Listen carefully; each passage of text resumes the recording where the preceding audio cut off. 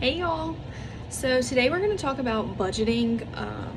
We're going to talk about the importance of budgeting and having like a budget for different things. And I thought it would be fun to add in budgeting for holidays and like holiday parties. I know typically right now we probably aren't able to have holiday parties, but we're going to talk about having a budget for like presents and decorations and just some different things. I just thought it'd be kind of fun to add that in rather than kind of just like boring you and being like, oh yeah, we need to create a budget for your life. Like, you're gonna do that in other classes, and this is gonna give you kind of an insight on budgeting.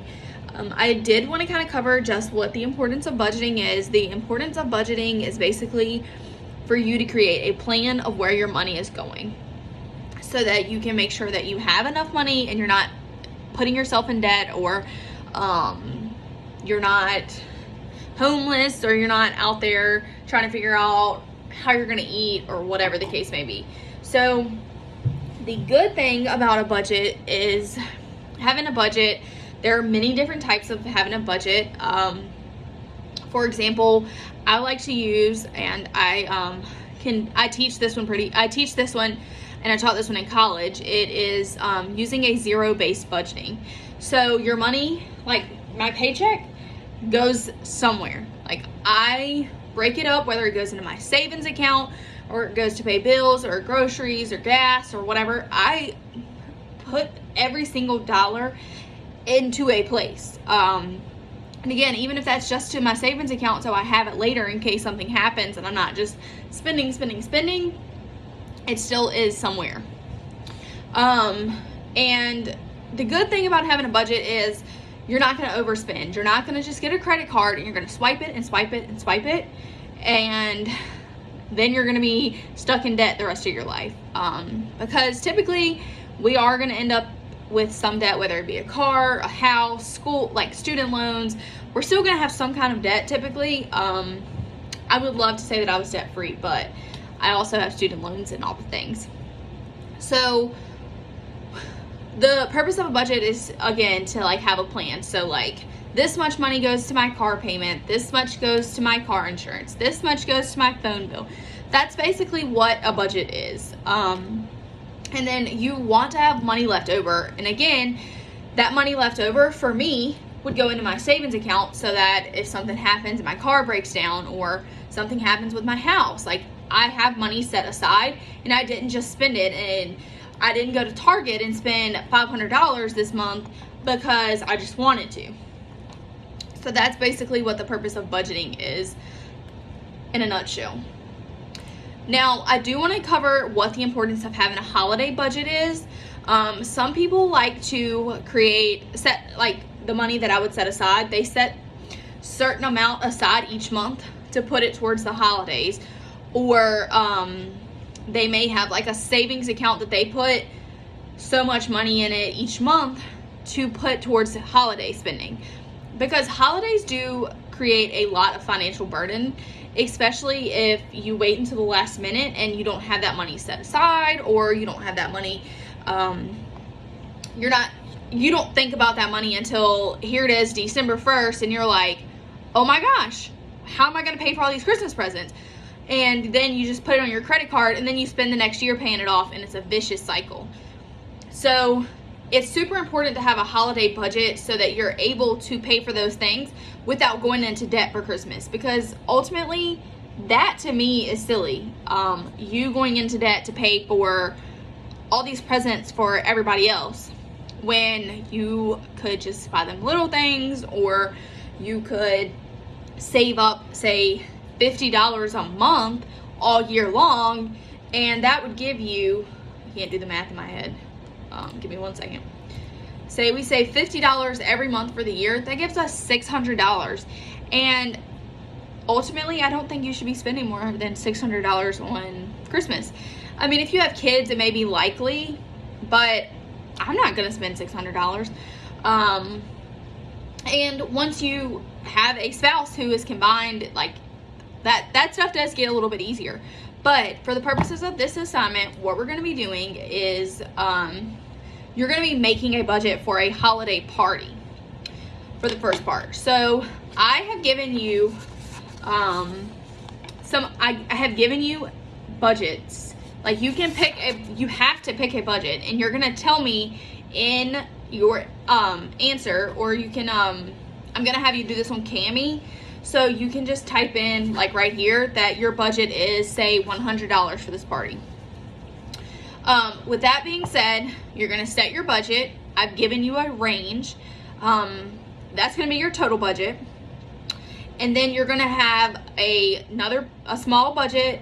You're gonna divide your total budget into half, a quarter, whatever you want to do, and put some towards decorations and food. You don't have to do it in half if you don't want to. You could just say, okay, I'm gonna spend $100 on food, but I'm only gonna spend $50 on decorations. Like, you can do that part however you want. And then you're gonna create your guest list and the number of people at your party.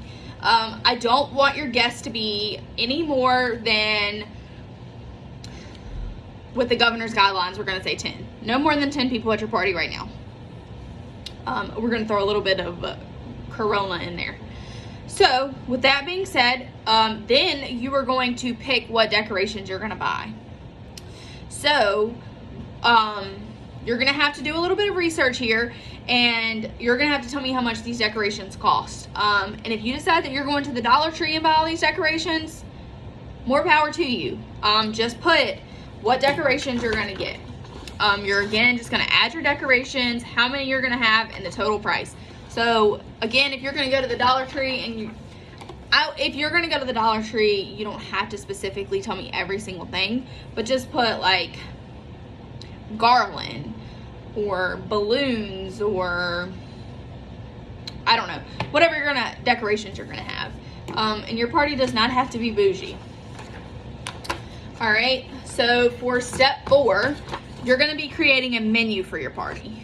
And I want you to just tell me simple things. Like, you don't have to tell me every single ingredient. Like, you don't have to say, I'm gonna bake cookies, I'm gonna spend $2 on flour. Like, I don't need all that.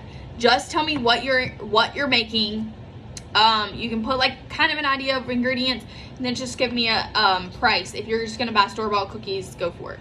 Like, just create your food list, and you can jot down some ingredients and then tell me the price. And for each section, there is a part at the bottom that says total price of items, or right here too. All right, so then the next part is gonna be, you're gonna budget for your gifts. You don't have to buy gifts for everybody at this party. Like, it could be just people. I want you to just buy gifts for the people that you live with. So if you have 10 siblings, this might be a little tricky. But if it's just you, your mom and your dad, or you and your grandma, like whatever it is, you're just buying gifts for the people in your house, except for you. I did forget that part. So what you're gonna do is, again, you're gonna set a budget that you wanna spend. I've given you a range. You're gonna have to tell me what your budget is. And then you're gonna type in, you could put grandma. And then you're gonna ask your grandma, like whoever you live with, you're gonna ask them, what is something you want for Christmas? You're gonna put that here. Then I want you to do some research. Tell me how much that item is. And then say that item is more than you planned on spending. See if you can find a cheaper one, like at another store. Say Target has it for $100, but Walmart has it for $85. We're gonna put that here too. We're gonna put alternate item. Or you could ask them for a couple different things they want, so that you have ideas and you can buy whatever is in your budget. And then that goes there. And then you're gonna tell me the total number of items that you bought, or that you would be buying, and then your total price. So here it says, how much did you actually spend, and how hard was it to stay under your budget? So again, the purpose of this is to stay underneath your budget and not go over. If you go over, then obviously you're gonna be in debt. And that's not what the purpose of this is. The purpose of this is for you to either break even and spend exactly what's in your budget, or spend less. I would love for you to spend less because I think that it would be great. But if you go over, I wouldn't be upset. I mean, I would be upset, but if you just spend what you, your budget, then that's fine too. All right, good luck.